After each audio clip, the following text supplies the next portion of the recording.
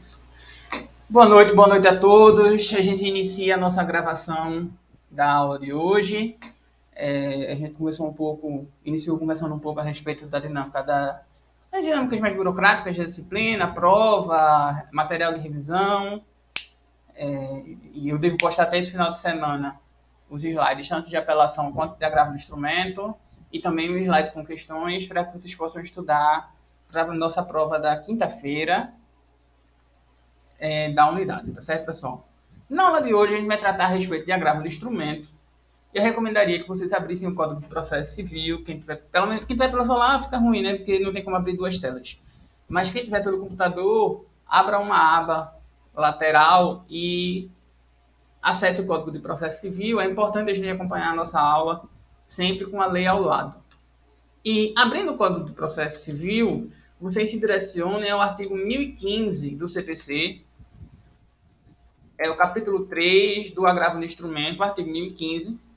E aí a gente já vai começar a tratar das hipóteses de cabimento do agravo do instrumento. Perceba que aqui há uma correlação no artigo 1009 e do artigo 1015.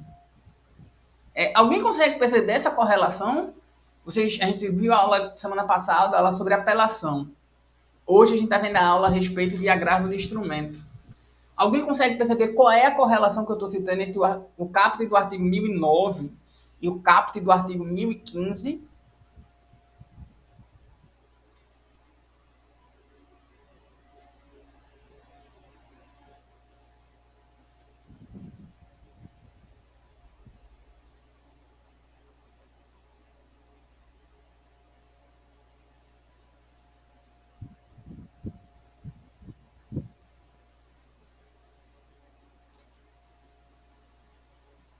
Bora lá. O caput do artigo 1009 tem a seguinte dicção.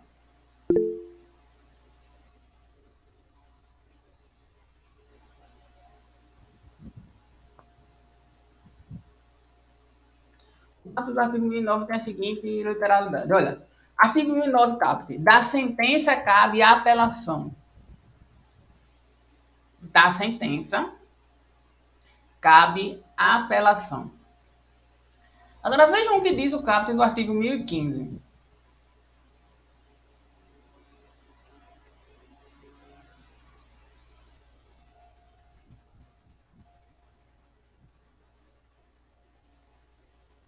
Cabe agravo de instrumento contra as decisões interlocutórias que versarem sobre. Cabe agravo de instrumento contra as decisões interlocutórias que versarem sobre. Percebam que aí tem o nome de dois tipos de decisão judicial e também o nome de duas espécies recursais. Consegue perceber isso? Eu tenho dois tipos de decisão judicial e também duas espécies recursais. Quais apelação são... é uma espécie recursal também, é? Oi, Roberto? Apelação é uma espécie recursal. Isso. É a espécie recursal que a gente viu na aula passada. Então, a gente começou o nosso semestre vendo o que são recursos. Aí, na aula passada, a gente viu nossa primeira espécie recursal, que é a apelação. Na nossa aula de hoje, a gente está vendo a segunda espécie recursal, que é o agravo de instrumento. Então, é importante que essa conexão entre os tipos de decisões judiciais e os tipos de espécies recursais fiquem gravadas na nossa memória, para que a gente possa raciocinar a respeito de agravo no instrumento. Vocês devem recordar que no semestre passado, quando a gente viu a aula de sentença, a gente viu também decisão interlocutória. E assim, olha, o Código de Processo Civil inseriu, dentro dos tipos de decisão, a possibilidade de extinção parcial do mérito. Então, se, por exemplo, você entra com uma ação judicial cobrando 3 contratos de uma mesma relação obrigacional, por exemplo, você fecha 3 contratos de vendas de boi, fez um contrato com a mesma empresa, fez um contrato em 2003, um contrato em 2004 e um contrato em 2005.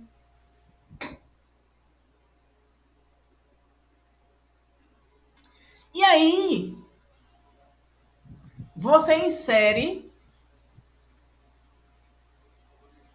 uma cláusula de eleição de foro no contrato de 2003, dizendo que é competente o foro de São Paulo. Já nos contratos de 2004 e de 2005, você não insere cláusula de eleição de foro e, portanto, fica competente o foro em que o contrato foi selado. E a relação negocial se deu. No nosso exemplo, vai ser Recife. Em 2010, você entra com a ação e o juiz extingue parcialmente o mérito, extingue parcialmente a ação sem resolução de mérito. Em relação ao primeiro contrato, por dizer que, olha, há uma incompetência relativa. O primeiro contrato, a ação judicial dele deve ser levada a cabo na comarca de São Paulo. Como essa decisão do juiz não extingue o conjunto do processo, então ela vai se dar por meio de uma decisão interlocutória. E aí você vai perceber que, embora ela não extinga o processo totalmente, ela vai extinguir parcialmente o processo no que toca aquele contrato de 2003. E, portanto, em relação àquele contrato, as espécies recursais que incidirem sobre ele precisam ter um tratamento semelhante a de uma apelação.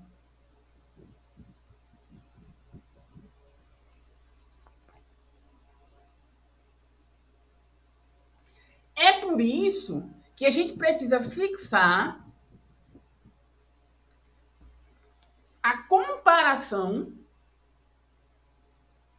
entre as espécies recursais e as espécies decisionais, as espécies de decisões judiciais. Para que a gente consiga trabalhar com analogia naquilo em que o código, mais na frente eu vou afirmar, deixou lacunas. E também para que a gente aplique o recurso correto em relação às suas exigências legais. Então a gente precisa deixar gravado o seguinte: se eu tenho uma decisão interlocutória, o recurso contra essa decisão interlocutória, por excelência, é o... Qual é o recurso por excelência contra uma decisão interlocutória? Apelação.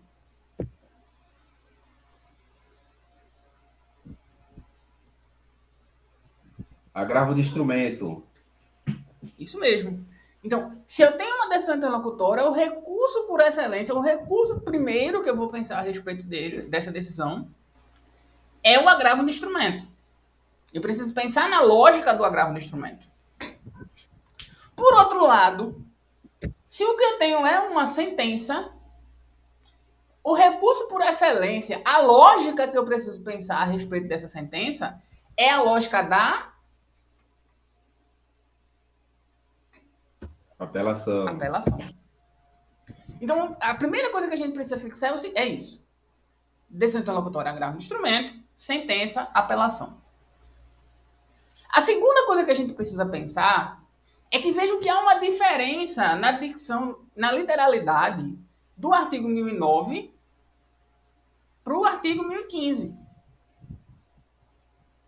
No artigo 1009, a frase é: da sentença cabe apelação. Então, o artigo 1009 não diz o seguinte: da sentença que extingue o processo com resolução de mérito. Ou então, da sentença que extingue o processo sem resolução de mérito.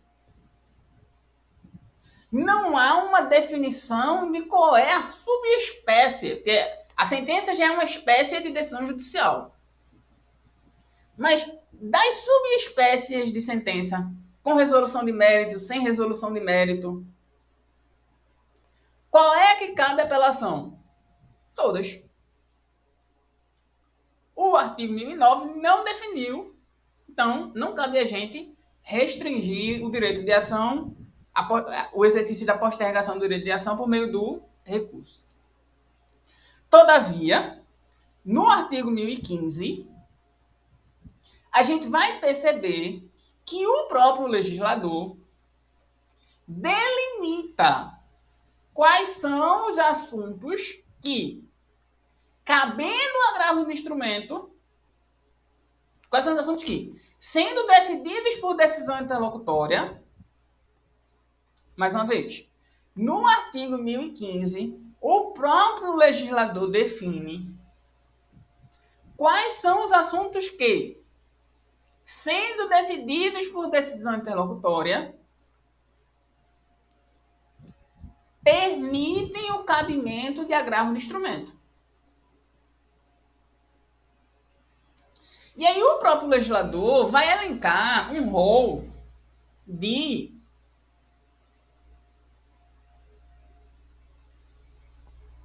13 incisos, o 12º está vetado, 12 hipóteses. Se vocês derem uma lida, por isso eu pedi para que vocês estivessem com o CPC aberto. Então, se vocês derem uma lida nas hipóteses do artigo 1015, vão perceber que o artigo 1015 trata de hipóteses habitualmente concebíveis na lógica do processo de conhecimento.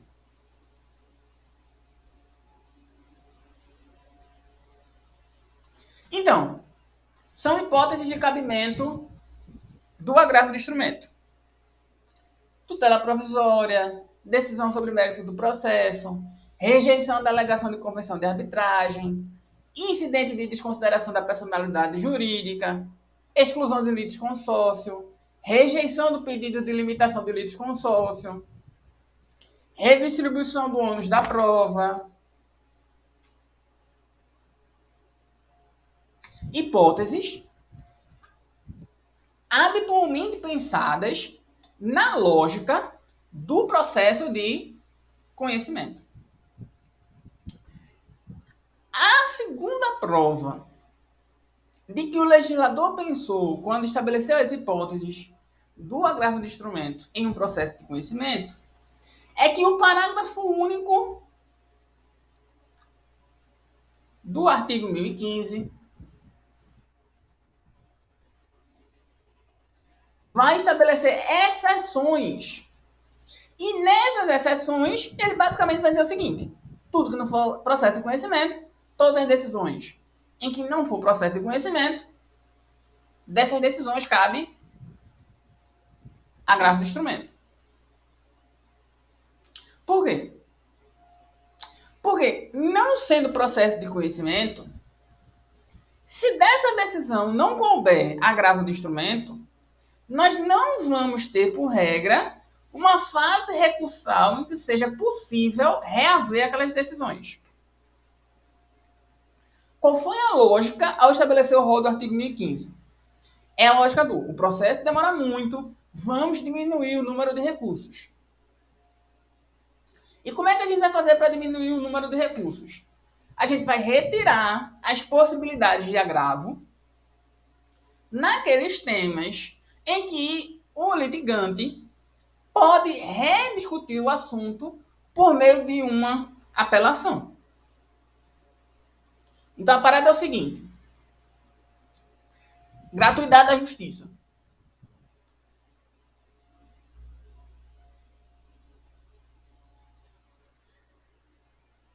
Se o juiz rejeita o pedido de gratuidade da justiça ou acolhe o pedido de revogação, traduzindo, se o juiz indefere a gratuidade da justiça, como os efeitos desse indeferimento são imediatos, Então, cabe agravo do instrumento. Porque a gente não pode impedir a ampla defesa, o contraditório. Ok? Por outro lado, se o juiz defere a gratuidade da justiça, a outra parte não pode entrar com um agravo de instrumento, dizendo, olha, o juiz de piso deferiu o pedido de gratuidade da justiça, mas eu considero que esse deferimento foi inadequado, porque a parte que está me processando tem bens suficientes a garantir o processo, portanto, deve arcar com as custas e com honorários. Não pode. Por que não pode? Porque o ato de deixar de pagar as custas do processo judicial pode ser discutido por meio de apelação mais na frente. E como não há imposição de custas, de ônus sobre as partes, imediatos, então a gente pode fazer com que essa discussão venha mais na frente, e aí mais na frente o tribunal decida por meio de uma apelação, e se decidir por revogar aquela gratuidade da justiça, então apenas agora é que o ônus vai ser imposto. Então a lógica é a seguinte: sempre que não for imposto um ônus imediato, vamos tirar a possibilidade do agravo de instrumento e deixar aquele assunto para ser debatido em apelação. Todavia, por exemplo, num processo de execução, se o juiz decide deferir uma medida acautelatória ou uma medida constritiva, penhora de bens, penhora de valores no banco,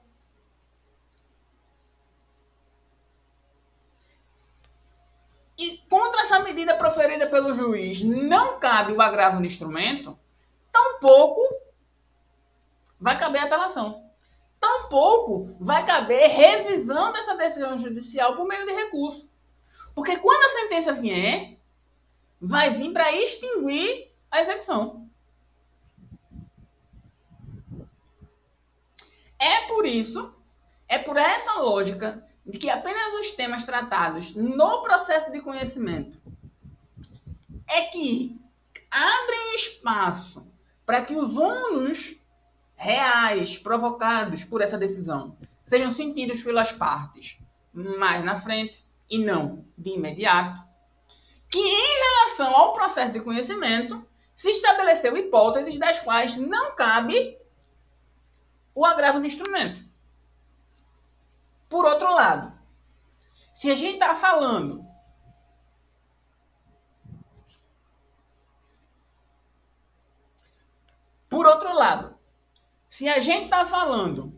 de liquidação de sentença, de cumprimento de sentença, de um processo de execução, então, qualquer decisão tomada naquele bojo cabe o quê? Isso mesmo, agravo do instrumento. E é interessante que no Código também já se incluiu nesse parágrafo único o procedimento especial do inventário.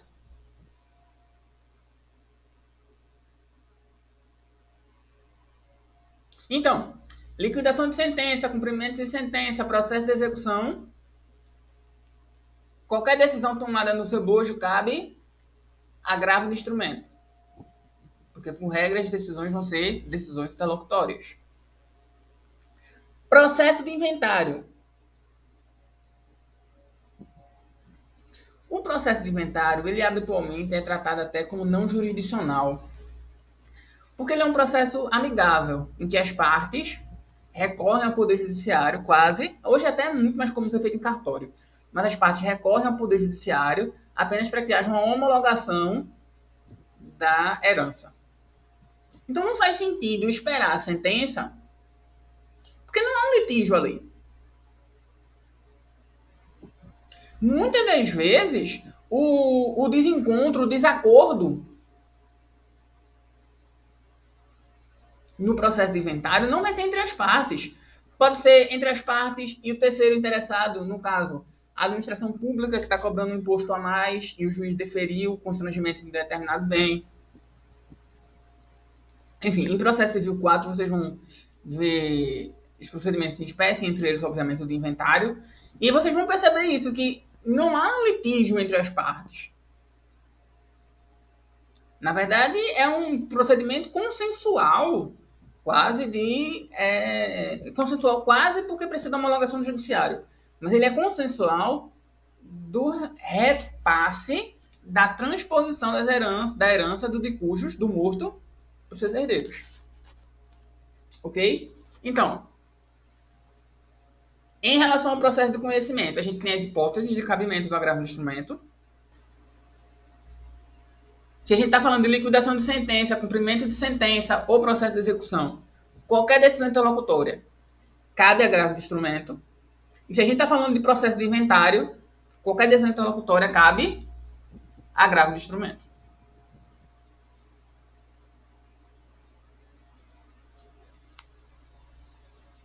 Entretanto, como o mundo costuma ser mais complexo do que o legislador é capaz de prever, o que você acabou percebendo foi que essa tentativa de estabelecer hipóteses fixas, hipóteses taxativas de recurso, não deu muito certo. Não deu muito certo e eu posso citar um exemplo.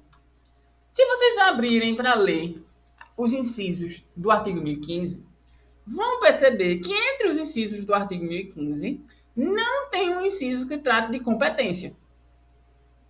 Não tem um inciso que diga, olha, decisão que julga competência, da decisão que julga competência cabe agravo do instrumento.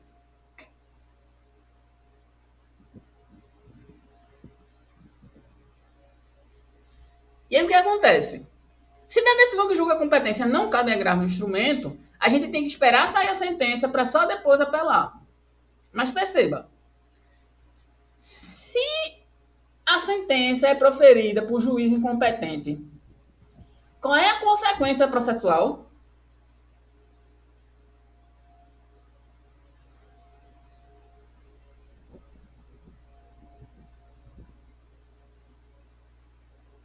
Hein, pessoal?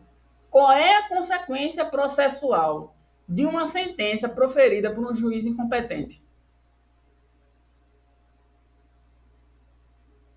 Perfeito, Gabriel. Nulidade. Nulidade da sentença e nulidade dos atos. O processo inteiramente nulo.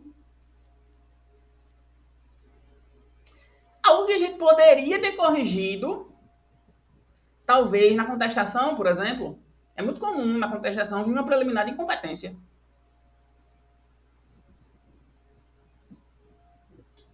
Então, perceba, a gente correu todo o processo, gerou prova, audiências, movimentou o Poder Judiciário. O juiz disse, eu sou competente. A parte que disse que o juiz era incompetente não pode recorrer. Tem que esperar a apelação. Tem que esperar a sentença para poder apelar. Respondeu, teve que pagar advogado, pagar perito, etc.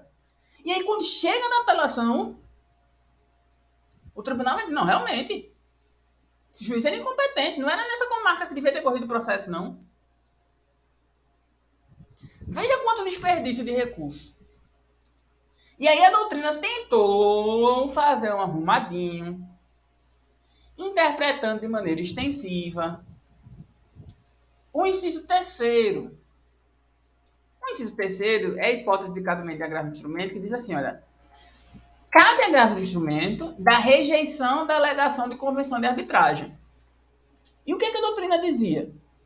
Olha, convenção de arbitragem determina a competência entre o juízo arbitral e o juízo estatal. E, portanto, se nós temos a possibilidade no inciso terceiro de que caiba agravo de instrumento contra a rejeição da alegação de convenção de arbitragem,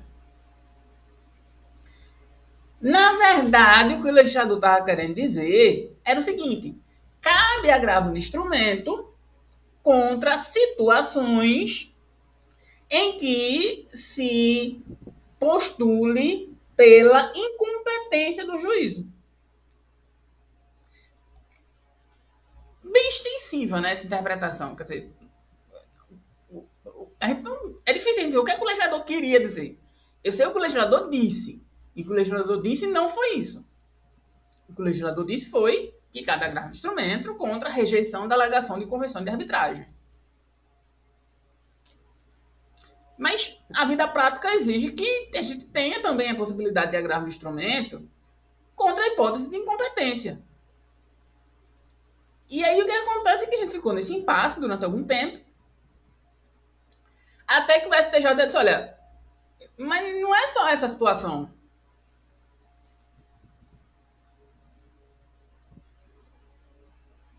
A gente ia ter que puxar, e aí eu precisaria de mais ou menos 1 hora para ficar só citando os exemplos, mas a gente ia ter que puxar um exemplo quase que para cada inciso de outras hipóteses que exigem o cabimento do agravo de instrumento de imediato, porque senão gera muito desperdício do Poder Judiciário, muito ônus processual às partes. E não é essa a lógica da delimitação da temática para o agravo de instrumento. A lógica é pelo contrário, a lógica é economizar recursos. Pois muito bem. Então o STJ ali no final de 2019 chegou e disse nos recursos especiais: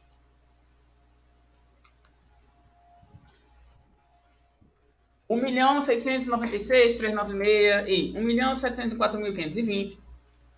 O STJ vai chegar lá e dizer assim, olha, o rol do artigo 1015 do CPC é um rol de taxatividade mitigada. O que significa dizer que é um rol, por regra, taxativo, mas que em algumas hipóteses deve abrir a possibilidade de outros casos também poderem ser submetidos a agravo de instrumento. É engraçado porque eu sempre soube trabalhar com a lógica do que é uma taxatividade. Taxativo é aquilo que se restringe a um determinado rol. E também sempre soube trabalhar com a caixinha do exemplificativo. Exemplificativo é que a gente tem aquele rol lá presente numa lista, mas outros rols são possíveis. E aí veio o STJ e inventou esse tal de taxativo mitigado. Na prática, o STJ disse foi o seguinte, olha, a gente precisa, a mensagem enviada pelo legislador ao listar um exemplo, um rol fechado de hipóteses para agravo no instrumento, foi o seguinte, olha, a gente precisa diminuir o número de agravos. A gente precisa reduzir a quantidade de recursos. Mas essa redução não pode impedir a concretização de direitos e garantias fundamentais. Portanto, é preciso se admitir a interposição de agravo de instrumento quando verificada a urgência decorrente da inutilidade do julgamento da questão no recurso de apelação. Então, o STJ fixou lá a seguinte tese. O rol do artigo 1015 do CPC é de taxatividade mitigada, por isso admite a interposição de agravo no instrumento quando verificada a urgência decorrente da inutilidade do julgamento da questão no recurso de apelação.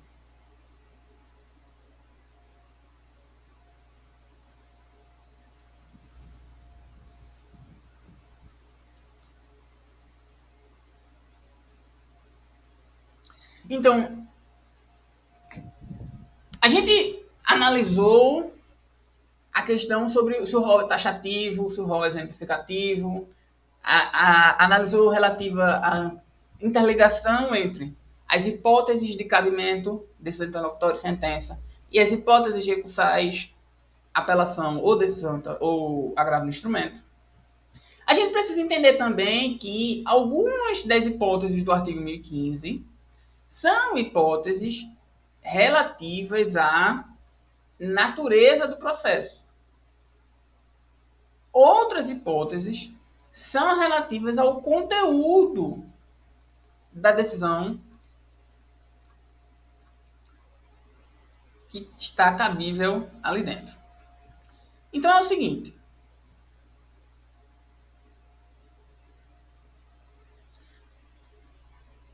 relação à natureza do processo, a gente já viu, habitualmente, decisões interlocutórias proferidas em liquidação ou cumprimento de sentença, processo de execução e processo de inventário, decisão interlocutória, cabimento tranquilo do agravo do instrumento. Já em relação ao processo de conhecimento, a gente tem que ver o conteúdo da decisão.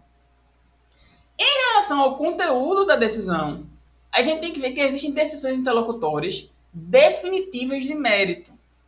São aquelas exemplificadas, se salvo me engano, no artigo 356. Isso mesmo. São aquelas do artigo 3, previstas no artigo 356 do CPC, julgamento antecipado parcial do mérito. Por exemplo, uma batida, dano moral, dano material, não há controvérsia em relação ao dano material, então o juiz pode julgar por meio de uma decisão interlocutória deferindo dano material, mas há uma controvérsia em razão se houve ou não dano moral, então o juiz precisa de uma perícia, precisa de um laudo psicológico, e, portanto, ele vai esperar um tanto a mais para poder julgar o dano moral. Dessa decisão interlocutória que deferiu, por ser incontroverso, o dano material, temos uma decisão interlocutória, e dessa decisão interlocutória podemos apresentar um agravo de instrumento. A hipótese de cabimento é do artigo 1015, inciso 2º, decisão interlocutória que versa sobre o mérito do processo.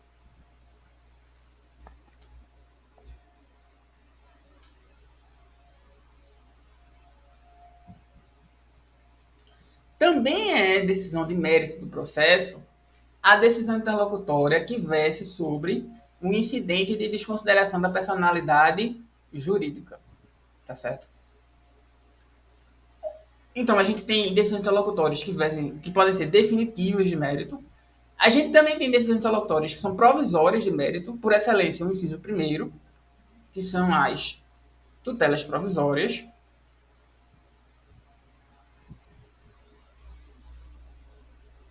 A gente tem a hipótese da concessão, modificação ou revogação do efeito suspensivo aos embargos da execução, que é a hipótese do inciso 10. E aí a gente tem um terceiro tipo de decisão interlocutória. A gente tem decisões interlocutórias definitivas de mérito, as decisões interlocutórias provisórias de mérito e as decisões interlocutórias processuais. Então tem aquele exemplo que eu já citei da convenção de arbitragem, tem o exemplo da rejeição do pedido de gratuidade da justiça ou do acolhimento do pedido de sua revogação. Tem o exemplo da exibição ou posse do documento ou coisa, da exclusão de litisconsorte, da rejeição do pedido de limitação do litisconsórcio, redistribuição do ônus da prova, etc. Bem, então agora a gente precisa tratar a respeito de qual é o prazo do agravo de instrumento.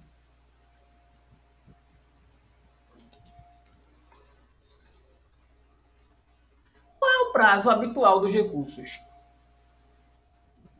Alguém lembra?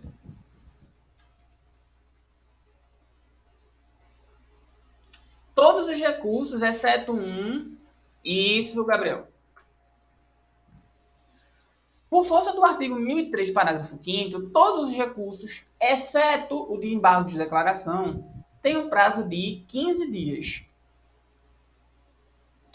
Quando é que a gente começa a contar esse prazo? Então, o prazo é contado a partir do momento em que a parte é intimada da decisão interlocutória e encerra-se o seu momento de contagem no modo previsto no artigo 1017, parágrafo 2º. Isso aqui vai depender se o processo que você está recorrendo ele é físico, se o recurso que você está apresentando do auto físico, ele é físico ou eletrônico, se o processo inicial é eletrônico. Por hábito, a gente tem contado, porque a maioria dos processos hoje, 7 anos depois da publicação do CPC, são processos eletrônicos. Então, por hábito, a gente tem contado da intimação da parte até o protocolo do agravo do instrumento por meio do sistema, no Tribunal de Justiça de Pernambuco, o TJE.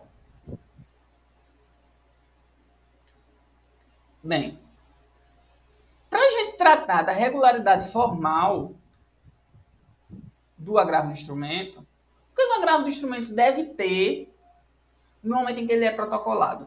Bem, o agravo do instrumento, no momento em que ele é protocolado, tem as suas regras previstas no artigo 1016. Vejamos lá. Então, o agravo do instrumento, ele precisa ser dirigido ao tribunal competente. Então, a decisão interlocutória é proferida por um juiz de primeiro grau. E o agravo do instrumento é dirigido ao tribunal que lhe é superior, se é um juiz do TJPE, ao TJPE, se é um juiz federal da quinta região, ao TRF da quinta região. E o agravo do instrumento deve conter o nome das partes, a exposição do fato e do direito, as razões do pedido de reforma ou de invalidação da decisão e o próprio pedido, assim também o nome e o endereço completo dos advogados constantes no processo. A gente tem relativizado essas exigências. Por quê? Porque a maioria dos processos são eletrônicos. E como a maioria dos processos são eletrônicos, então, especialmente as exigências de inclusão de petição inicial, inclusão de contestação, delimitação do pedido, a gente tem visto ser relativizado nos tribunais, porque os desembargadores podem ter acesso a tudo isso, abrindo o processo eletrônico que está ao acesso dele por um clique.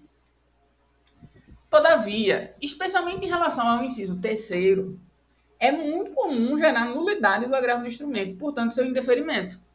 O que acontece? É que o inciso terceiro, ele deixa muito claro a necessidade de que, ao apresentar o agravo do instrumento, além de apresentar as razões que você já apresentou no primeiro grau, você faça uma argumentação em dialeticidade. O que é isso? Você demonstre o porquê as razões que você apresentou são melhores do que as razões que foram acatadas pelo juiz de primeiro grau na decisão interlocutória, da qual você se resigna. Então, não basta você repetir os fatos, o direito, que você já apresentou na sua petição inicial. Além do fato, do direito e das provas que você apresentou relativas àquele ponto específico, é óbvio, que você já apresentou na sua petição inicial, você deve também, no agravo do instrumento, apresentar argumentos referentes aos argumentos que foram apresentados pelo magistrado na sua decisão interlocutória. Você deve demonstrar o porquê você considera inadequada, errada, a decisão interlocutória proferida pelo juiz de primeiro grau. Tá certo? É um ônus argumentativo específico. Pois bem, essa regularidade formal, ela é demonstrada, obviamente, na petição, mas também no instrumento. Por isso o nome, agravo do instrumento, que você monta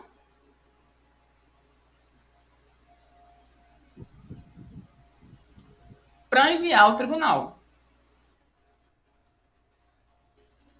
O instrumento que você monta...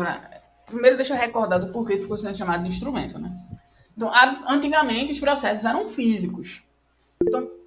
Oi, Milene, pode falar. Professor, desculpa interromper. O senhor pode repetir qual é o artigo que limita, que define quando encerra o prazo? Isso. Eu acho que está no chat, Milena. É 1017, parágrafo 2º. Tá bom, muito obrigada. De nada. Então, quando o artigo 1017, parágrafo 2º diz o momento em que o agravo do instrumento é interposto, ele está dizendo até que ponto a gente precisa contrair esse prazo. Pois bem, então, o agravo do instrumento, ele é chamado de agravo do instrumento, porque ele é um agravo e tem um instrumento. Esse instrumento eram as cópias das decisões que eram proferidas no primeiro grau.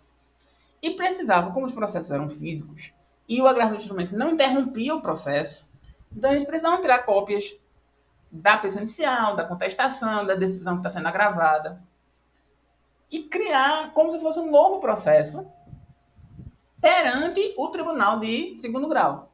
Por isso ele ficou chamado de agravo de instrumento. Bem, esse instrumento que era apresentado no juiz de segundo grau, no tribunal de segundo grau, ele tinha documentos obrigatórios e tem documentos facultativos. Essa lógica permanece ainda no Código de 2015.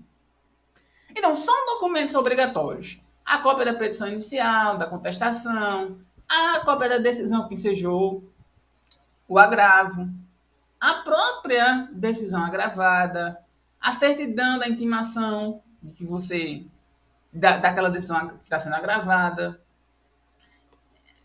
a procuração dos advogados, etc. Bem, vocês vão ver que o parágrafo 5º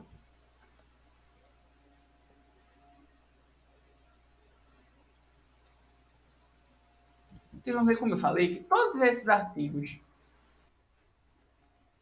todos esses documentos considerados como obrigatórios por agravo do instrumento, no artigo 1017, inciso 1º, eles são relativizados no parágrafo 5º quando os processos forem eletrônicos. Porque a petição inicial, a contestação, a decisão agravada, a certidão de intimação, etc., podem ser acessados pelos desembargadores através de um clique. O inciso 2º dava permissão, uma tentativa já de facilitar o processo, de que o advogado da parte que está entrando com agravo, quando algum dos documentos obrigatórios não existisse, fizesse uma declaração do próprio punho, tal documento não existe. Pois muito bem. Tanto os documentos obrigatórios, quanto essa declaração de próprio punho do advogado afirmando que um documento não existe, são desnecessários em relação aos processos eletrônicos. A regra é que vocês estão no 6º período, eu acho. Então, a regra é que vocês só vão trabalhar com processos eletrônicos. Por quê? Porque é possível que os desembargadores acessem esse instrumento sem precisar das cópias. Todavia, cada vez mais se dá importância aos documentos facultativos, esses documentos do artigo 1017, inciso 3º. Porque o que são esses documentos facultativos? Esses documentos facultativos são documentos pedidos pelo relator. Então, o relator recebe o agravo do instrumento por meio de uma petição de agravo. E aí ele pede que a parte apresente determinados documentos. Esses documentos pedidos pelo relator, a gente inclui dentro dos documentos facultativos. E se esses documentos não forem apresentados, será considerado inadmitido o recurso de agravo. Assim também, aqueles documentos que o próprio agravante considera relevantes devem ser inseridos no processo, porque, buscando celeridade processual, cada vez menos se é permitido a formação de prova nova em agravo do instrumento.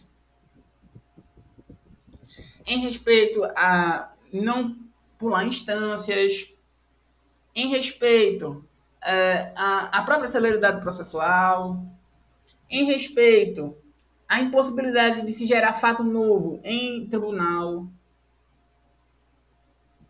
Então, é muito importante se prestar atenção quais são os documentos, quais são as provas que você precisa gerar. Diante dessa constatação, o que se acabou gravando é que o próprio Código do Processo Civil delimitou competências às instâncias do judiciário. Então, ao juiz de primeiro grau, é fundamental que você leve todos os seus pedidos de tutela de urgência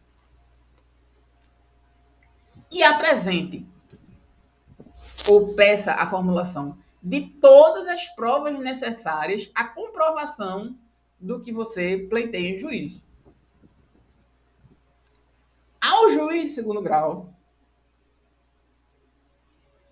ficou delimitada a interpretação dos fatos e delimitação dos fatos dentro de um processo. E aos tribunais superiores, a interpretação da norma federal, se é o STJ, ou da Constituição, se for o STF. Pois bem, fechando esse parênteses sobre como o sistema recursal delimita competências específicas às instâncias do Poder Judiciário, então a gente pode voltar e perceber que temos documentos obrigatórios e temos documentos facultativos dentro do agravo do instrumento.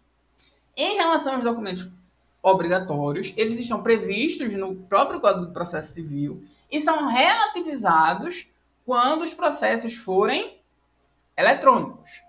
E em relação aos documentos facultativos, eles têm crescido em importância por serem ou fruto de uma ordem do relator ou por serem necessários à comprovação de algum fato alegado no próprio agravo do instrumento.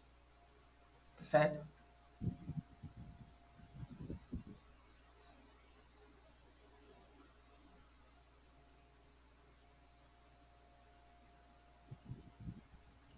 O artigo 1018 repete a lógica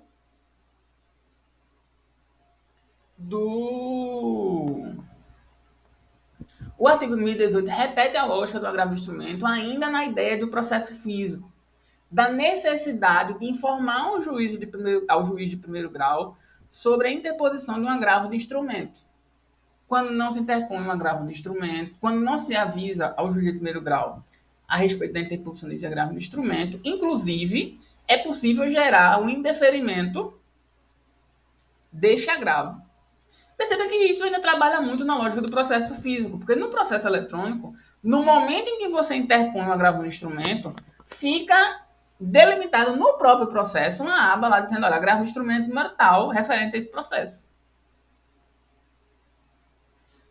Mas é importante vocês darem uma lida, porque como é letra de lei, especialmente os que forem realizar concurso, e ainda os que advogam, é uma exigência, regularidade formal que precisa ser cumprida, tá certo?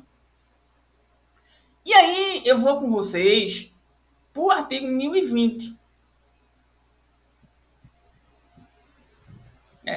O artigo 1019 basta uma leitura e eu vou colocar um resumo do passo a passo do procedimento do agravo do instrumento. E vou com vocês para o artigo 1020, para que vocês vejam que o agravo do instrumento é um dos poucos recursos, dada a sua necessidade de celeridade, em que há a delimitação de um prazo a fim de que ele seja julgado. De acordo com o artigo 1020, o relator solicitará dia para julgamento em prazo não superior a um mês da intimação do agravado. Então, você entra com o agravo no instrumento, o relator vai verificar se é hipótese ou não de decisão monocrática, se a hipótese ou não é do artigo 932, inciso 3 e 4. Se não for essa hipótese, ele, no prazo de 5 dias, vai decidir se defere ou não o efeito suspensivo. Então, bora lá. Seguindo passo a passo. Entra com o agravo no instrumento. Relator decidirá em 5 dias se dá ou não ao agravo do instrumento efeito suspensivo.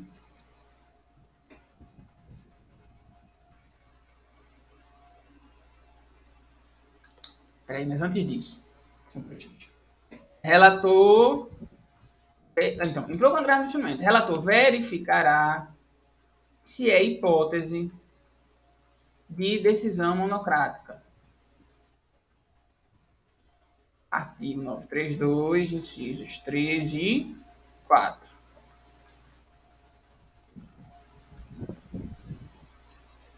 Não sendo, então, relator decidirá em 5 dias se dá ou não agravo do instrumento efeito suspensivo e intimará o agravado.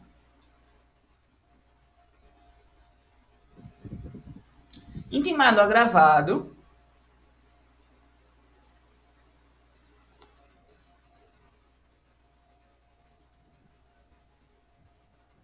o mesmo, intimado o agravado, o mesmo terá o prazo de 15 dias para apresentar contrarrazões. Ao mesmo tempo em que intima o agravado,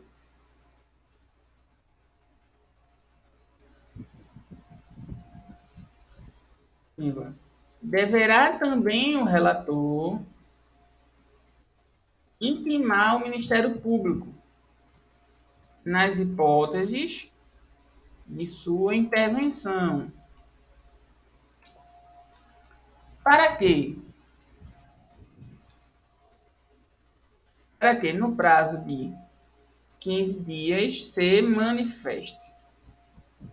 Então, intimados o agravado e o MP, tendo os mesmos se manifestado ou não no agravo do instrumento, deverá o relator requerer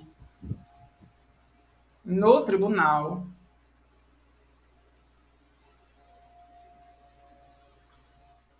a determinação de um dia em prazo não superior a um mês para o julgamento do agravo do instrumento.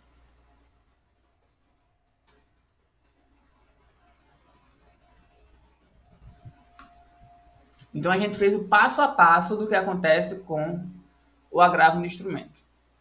Primeiro, você entra com o agravo do instrumento. Segundo, o relator verifica se é hipótese de decisão monocrática ou se não é. Se não for hipótese de decisão monocrática, bem, se for hipótese primeiro, né? Se for hipótese, o relator decide monocraticamente e não precisa nem intimar o agravado. Se não for hipótese de decisão monocrática, o relator decidirá em até 5 dias se vai dar ou não a esse agravo do instrumento o efeito suspensivo. E deverá intimar o agravado e o Ministério Público. Tanto o agravado quanto o Ministério Público vão ter prazo de 15 dias para se manifestar. Só lembrando, essa intimação ao Ministério Público só acontece nas hipóteses também previstas no CPC em que o Ministério Público deva se manifestar. Não há hipóteses específicas de manifestação do Ministério Público no agravo do instrumento. O que existe são hipóteses específicas de manifestação do Ministério Público em qualquer tipo de processo. Então, processos que envolvam menores, processos que envolvam meio ambiente, precisam da manifestação do Ministério Público. Se há agravo de instrumento nesses processos, então também no agravo de instrumento desses processos, precisa da manifestação do MP. Bem, intimados o agravado e o Ministério Público, passados os 15 dias de seus respectivos prazos, então o relator vai requerer no tribunal onde estiver correndo esse agravo de instrumento que seja marcado um dia para a sessão do julgamento desse agravo de instrumento. E esse dia não deve ter prazo superior aos 30 dias. 30 dias desde quando? 30 dias desde o momento em que encerrou-se o prazo para manifestação do agravado e do MP. Tá certo, pessoal? Bem, então assim a gente encerra a aula de hoje. Eu vou enviar para vocês o slide de apelação de agravo do instrumento e o slide sobre exercício, com os exercícios desses dois temas. Até o final de semana, tá bom? Para que a gente possa fazer a nossa prova na próxima semana. Alguém ficou com alguma dúvida?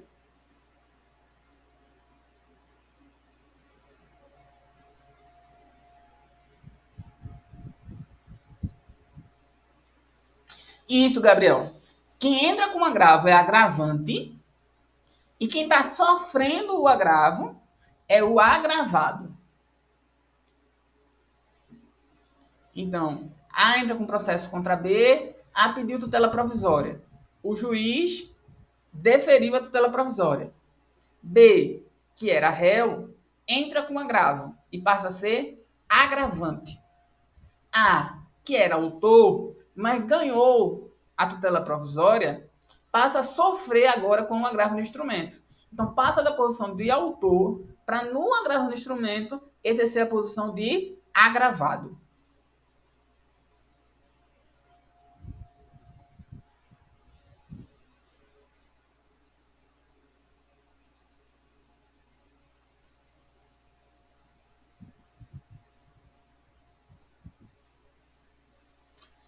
Alguém ficou com mais alguma dúvida? Algo não especificado ainda? Não, professor, ficou claro para mim. Ok. Eu vou encerrar a gravação e vou falar com vocês só uma besteirinha para a gente encerrar.